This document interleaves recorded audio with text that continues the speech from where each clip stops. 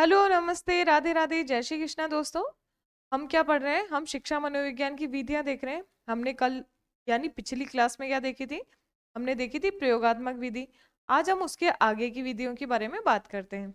आज हम देखेंगे केस स्टडी यानी व्यक्ति इतिहास विधि।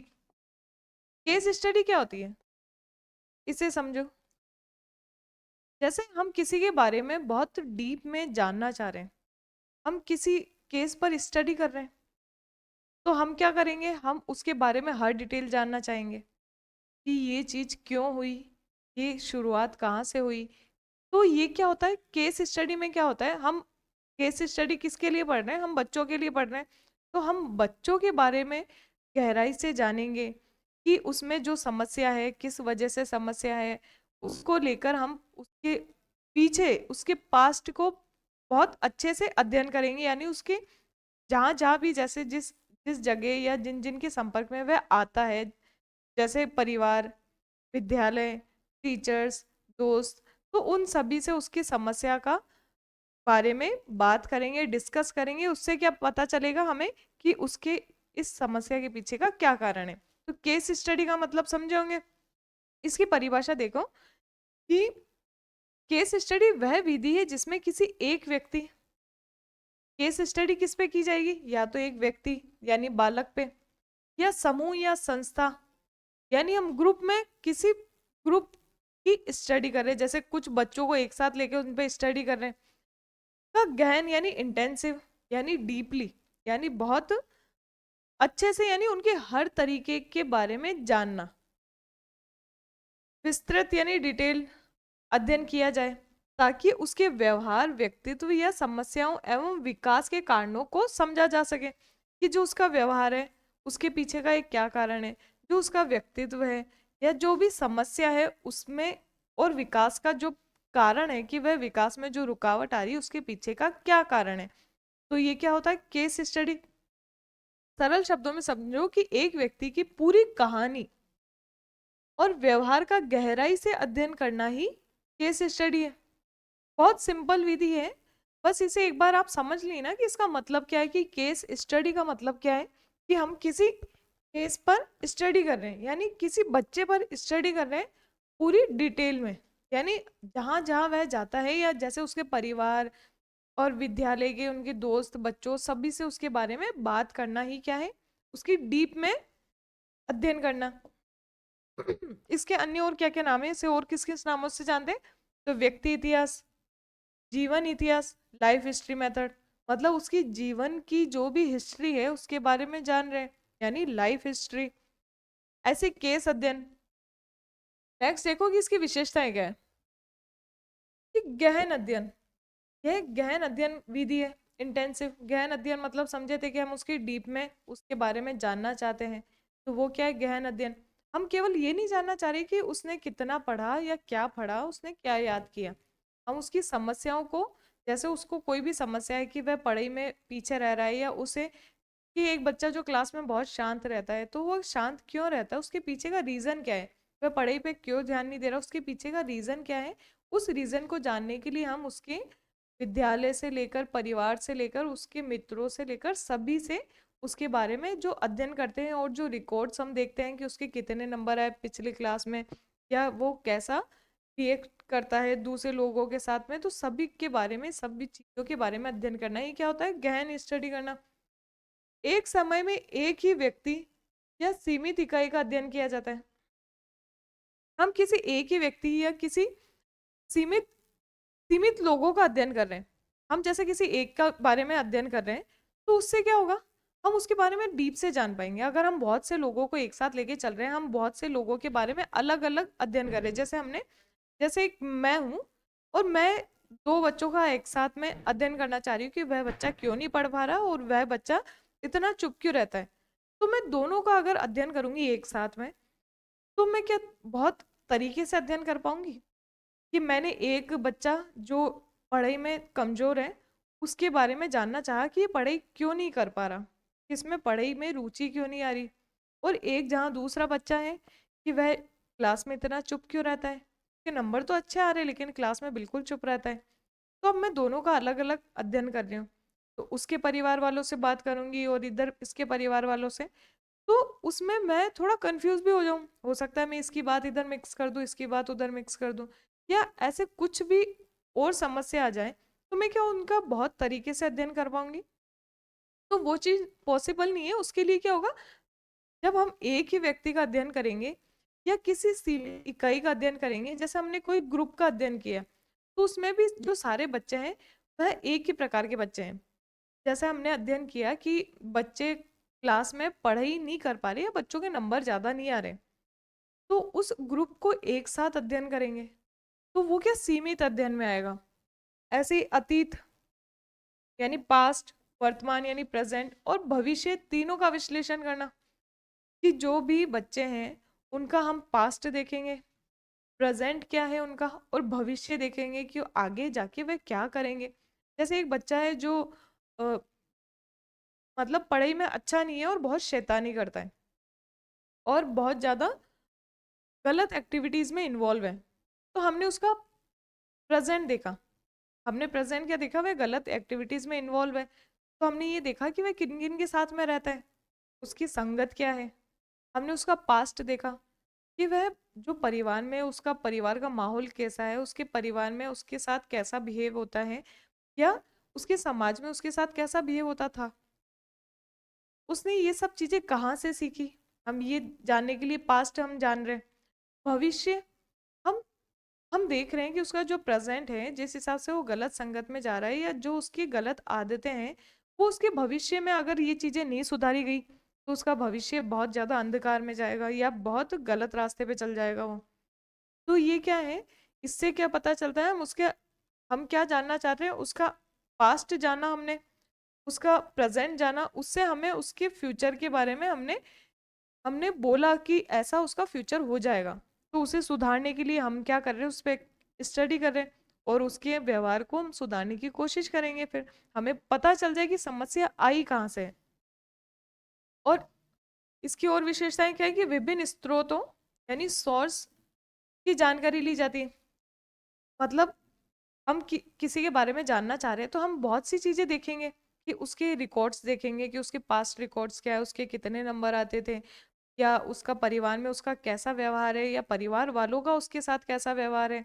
हो सकता है कि परिवार में ऐसी कुछ समस्या है जिसकी वजह से वो आगे पढ़ाई नहीं कर पा रहा है, या कुछ और उसको दिक्कत आ रही है। तो हम क्या देखेंगे, हम काफी सोर्स हमें जानने पड़ेंगे, हम बहुत सारे सोर्स पे जाएंगे, तब हमें उसका एग्जैक्ट रीजन जान पाएंगे। ऐसे गुणात्मक यानी क्वालिटेटिव अध्ययन किया जाता है। हमें मात्रा की बात नहीं कर रहे। मात्रात्मक तो क्या होता है कि हम केवल उसके नंबर की बात करें, कि उसको नंबर अच्छे नहीं आ रहे तो हमने उसको रटा दिया या याद करा दिया और उसके नंबर अच्छे ले आए। लेकिन हम उसके गुणों की बात भी कर रहे हैं, कि उसमें ये जो समस्या है वह क्यों आ रही है और उसको सुधार कैसे किया जाए।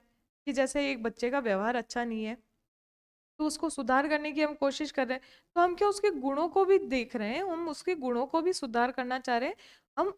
तो ये क्या है, ये क्या है, गुणात्मक यानी क्वांटिटिव अध्ययन अधिक होता है इसमें, ना कि केवल मात्रात्मक अध्ययन। नेक्स्ट क्या है कि इसके उद्देश्य क्या है। ये जो केस स्टडी है उसको करने के पीछे का रीजन क्या है या उसका उद्देश्य क्या है, हम क्या करना चाह रहे हैं इसके पीछे। कि व्यक्ति के व्यक्तित्व को समझना, हम क्या चाह रहे हैं कि व्यक्ति के व्यक्तित्व को समझो, कि बच्चा क्या है, बच्चा क्यों ऐसा बिहेव करता है, कि पीछे का रीजन क्या है, तो हम उसका नेचर या उसका व्यक्तित्व जानना चाह रहे हैं। व्यवहार के कारणों का पता लगाना, कि जो ये व्यवहार कर रहा है उसके पीछे का कारण क्या है। कि जैसे वो बच्चा क्लास में बहुत शोर करता है, तो उसके पीछे का कारण क्या है, वह इतना उत्पाती क्यों है, तो उसके पीछे का हम कारण जानना चाह रहे हैं। समस्याओं का निदान, डायग्नोसिस, यानी जो उसकी समस्या है हम उसका निदान करने, निदान का मतलब यानी डायग्नोसिस, यानी हमने उसकी समस्या का पता किया कि उसकी एग्जैक्ट समस्या क्या है।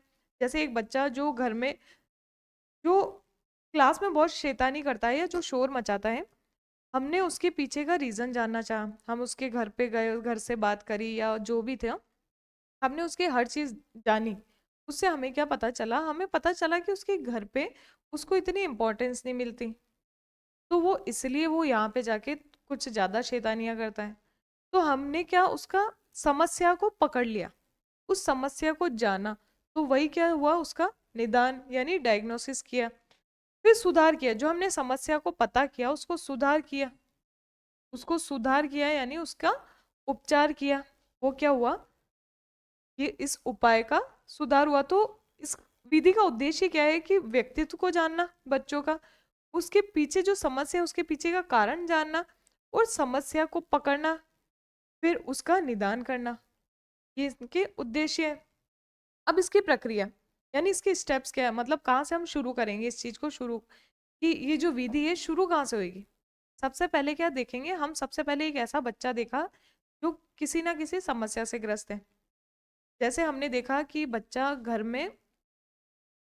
विद्यालय में आता है और बिल्कुल चुप बैठा रहता है, ना कुछ बोलता है ना पढ़ाई में इतना इन्वॉल्व होता है।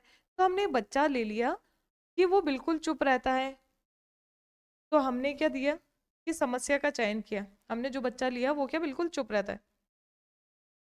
फिर क्या किया, हमने सूचना का संग्रह किया, डाटा कलेक्ट किया, हमने उसके परिवार वालों से बात करी, उसके बारे में जानना चाहा और उसके रिकॉर्ड्स देखे कि ये इसके पीछे का रीजन क्या है, ये इतना चुप क्यों बैठा रहता है, ये कहाँ से चीजें शुरू हुई या जब से वो पैदा हुआ तभी से ऐसा है। तो हमने क्या किया, हमने सूचना को कलेक्ट किया यानी डाटा को हमने कलेक्ट किया। फिर उसके बाद जैसे हमने डाटा कहाँ कहाँ से कलेक्ट किया, साक्षात्कार यानी इंटरव्यू, हमने लोगों से इंटरव्यू लिया यानी बात करी, जैसे उसके माता पिता से, विद्यालय के बच्चों से जो उसके साथी हैं, टीचर से, कि ये सभी हर क्लास में ऐसा ही रहता है या किसी पर्टिकुलर क्लास में ऐसा है। और भी और भी लोगों से हमने ये चीज जानने की कोशिश करी। तो हमने क्या लिया, इंटरव्यू लिया, प्रश्नावली, क्वेश्चनरी, यानी हमने प्रश्न पूछे, प्रश्नावली विधि अपनाई यानी हमने प्रश्न पूछकर उसके बारे में जानना चाहा।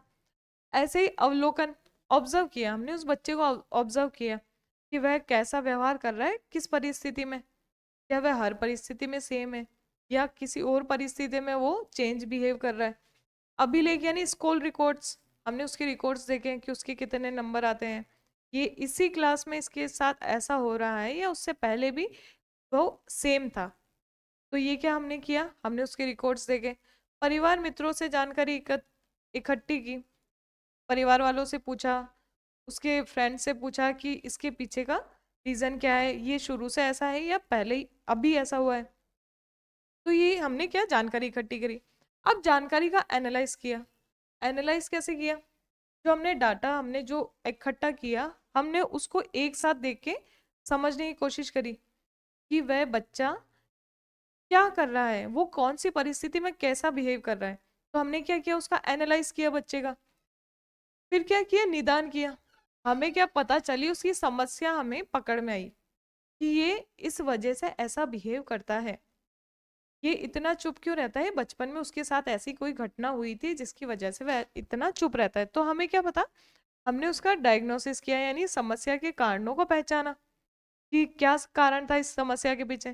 फिर हमने उपचार या सुधार किया, हमने क्या किया, हमने उसका काउंसलिंग किया या अन्य कोई विधि अपनाई या ऐसे कुछ तरीके अपनाए जिससे वह इस चीज को या जो अपने पास्ट को भूलकर आगे अच्छे से बेहतर तरीके से आगे बढ़ पाए। तो हमने ऐसे कुछ उपचार किए। फिर उसका निष्कर्ष क्या निकला, उसका निष्कर्ष निकला या जो हमने उपचार किए उससे उसका जो परिणाम निकला वो निकला कि अब बच्चा बिल्कुल नॉर्मल है। तो ये क्या इसके स्टेप्स हुए कि पहले हमने समस्या को देखा कि समस्या क्या है, फिर उसके लिए हमने क्या किया, जानकारी इकट्ठी करी, फिर उसका एनालाइज किया, फिर उसके बाद क्या किया, उसका हमने उप जो हमने उसका निदान किया, हमने समस्या पकड़ी कि समस्या क्या है, फिर उसका उपचार किया। तो ये क्या है, इसके स्टेप्स है इस विधि के। अब केस स्टडी विधि के प्रकार, इसके भी प्रकार है कि इस विधि के देखो दो प्रकार है कि व्यक्तिगत केस स्टडी, सामूहिक केस स्टडी, व्यक्तिगत यानी किसी पर्टिकुलर एक पर्सन पे हम स्टडी कर रहे हैं, और सामूहिक यानी किसी ग्रुप में हम उस चीज को स्टडी कर रहे हैं। कि हमने जैसे व्यक्तिगत में कि हमने एक बच्चा लिया था, जैसे अभी हमने एग्जाम्पल देखा था कि हमने उस बच्चे के बारे में जाना, फिर उसका उपचार किया। फिर ग्रुप स्टडी में क्या हो जाएगा, यानी ग्रुप केस स्टडी में क्या हो जाएगा, जैसे हमने क्लास के कुछ हमने देखा कि इस क्लास में बच्चों के बहुत कम नंबर आते हैं, और उन बच्चों को देखा कि यहाँ पे काफी बच्चे हैं जिनके कम नंबर आते हैं। अब उसके पीछे का कारण जानना चाहा, क्योंकि ग्रुप का ऐसे है कि भाई ऐसा भी तो हो सकता है कि जरूरी नहीं कि पर्टिकुलर हर बच्चे में प्रॉब्लम है। ऐसा भी हो सकता है टीचर में कुछ समस्या है, या टीचर की विधि में कुछ समस्या है, या पढ़ाने के तरीके में कुछ समस्या है। तो ग्रुप का भी स्टडी, यानी ग्रुप की केस स्टडी करना, ये दो प्रकार है। केस स्टडी विधि के गुण क्या है, हमने केस स्टडी क्यों होती है हमने ये जाना। इसके गुण क्या है कि गहन अध्ययन, वही डीप में अध्ययन करना, समस्याओं का सही निदान करना इसका गुण है। व्यक्तिगत विभिन्नताओं को समझना, मतलब हर बच्चा अलग है, हर बच्चे के पीछे की समस्या का कारण अलग है। जैसे एक बच्चा है जो पढ़ाई में कमजोर है, उसके पीछे का कारण है कि उसके घर पे उसको पढ़ाई नहीं कराई जाती, या उसको समझाया नहीं जाता। ऐसे ही दूसरा बच्चा है जो पढ़ाई में कमजोर है, उसके पीछे का रीजन क्या है कि उसके विद्यालय के जो टीचर है उसने उसको अच्छे तरीके से नहीं समझाई चीजों को, इसलिए वह पीछे रह गया। तो क्या हर व्यक्ति अलग है, तो व्यक्ति की विभिन्नताओं को समझा। उपचार में सहायक है, जो हमने रेमेडी करी, जो हमने उसकी समस्या ढूंढी, उसके उपचार में ये विधि सहायक है।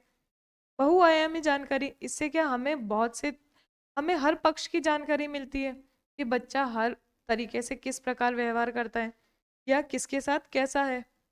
केस स्टडी के दोष क्या है, इसके कुछ लिमिटेशंस भी है, क्योंकि हर विधि परफेक्ट तो होती नहीं है, उसके कुछ दोष भी होते हैं। तो हम दोष देख लेते हैं कि दोष क्या है। समय व श्रम अधिक, पता ही है कि हम अगर किसी बच्चे के बारे में जानना चाह रहे हैं तो हमें बहुत टाइम देना पड़ेगा, हमें बहुत मेहनत करनी पड़ेगी इस चीज के लिए, क्योंकि एक ही दिन में हम कोई चीज जान नहीं सकते, हमें उसके लिए हर लोगों से बात करनी पड़ेगी, हमें जाना पड़ेगा इधर उधर।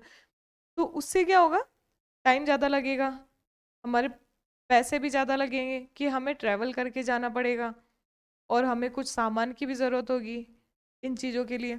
ऐसे सामान्यकरण कठिन है, यानी एक व्यक्ति के आधार पर सभी पर लागू नहीं किया जा सकता। जैसे हमने एक बालक को देखा, लेकिन जरूरी थोड़ी जो सेम समस्या समस्या सेम है, लेकिन रीजन जरूरी नहीं है कि दोनों का सेम हो।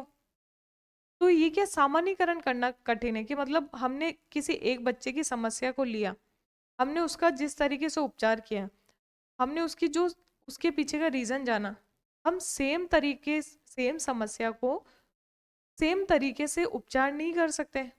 उसका ये भी नहीं मान सकते कि उसके पीछे का रीजन भी यही होगा जैसे उस बच्चे का था। तो क्या सामान्यकरण करना कठिन है।